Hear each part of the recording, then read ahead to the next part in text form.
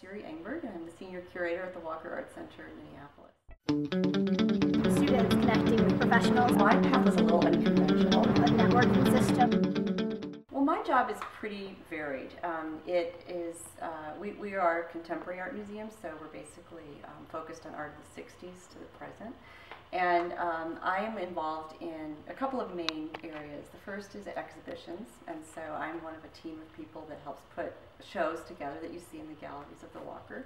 And sometimes those are single artist shows, so it's maybe a show that looks at a whole artist's career from beginning to the present. Sometimes it's a group show where we're kind of thinking about a theme and bringing together lots of different artists that address that theme in some way with their work. There are lots of different kinds of shows that happen here, but it's for me it's an incredibly exciting part of the job because I'm always working with living artists for the most part. I'm getting a lot of input from them as the show progresses, and for me it's just a really exciting creative process, so I really enjoy that. And another part of my job involves acquisitions, which is buying works for the collection. And we're a museum that is fairly small compared to some in the country, but we have a really amazing, focused, permanent collection of about 13,000 objects. And one of the things I do is to help seek out works for the collection, either by artists who we've collected here in great depth, or artists that we're interested in bringing in. A lot of young artists.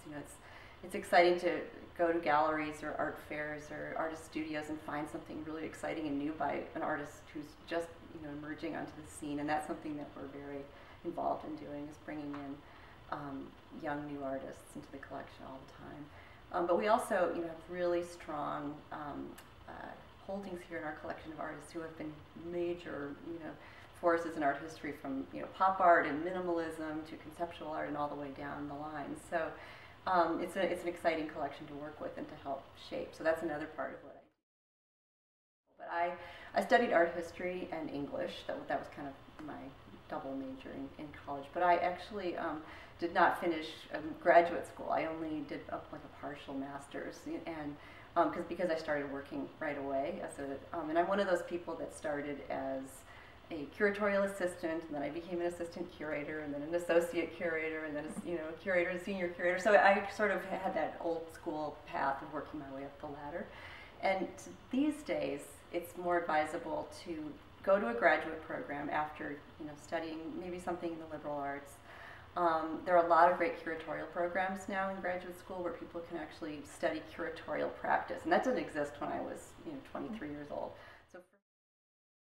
That one would be kind of watching for to see if this would be a good career for you would be, do you enjoy, are you a visual person? Do you enjoy looking at the world in a very visual way? Do objects and their relationships to each other speak to you in some way? Do you see images and respond to them and want to think about them and write about them and talk about them? And that that's a good indicator for you that something like curatorial work might be interesting. A lot of curators come out of an art background, fine art background, where they've actually studied painting and sculpture and just know a little bit about process in that way. Others come to it from a much more art historical standpoint. But I would say that if you find that you respond to art in some way, if you find that you enjoy being with artists, you enjoy making connections between artworks, if you enjoy going to museums, if that for you is entertainment and fun and a place you can lose yourself, it's a great opportunity. Walker it's called an art center. So one of the distinctions about that as opposed to an art museum is that we actually have curatorial departments in the visual arts, so painting, sculpture, photography, printmaking. But that's all kind of lumped together in one department. And then there is a curatorial department of film, and one of performing arts, and one of education and community programs. So these departments all work together. But we also have a major theater space that presents performing arts productions, and a major cinema space. So the public can come and at any one time have offerings in any of those areas. They can go to the galleries or see films or see a dance performance or.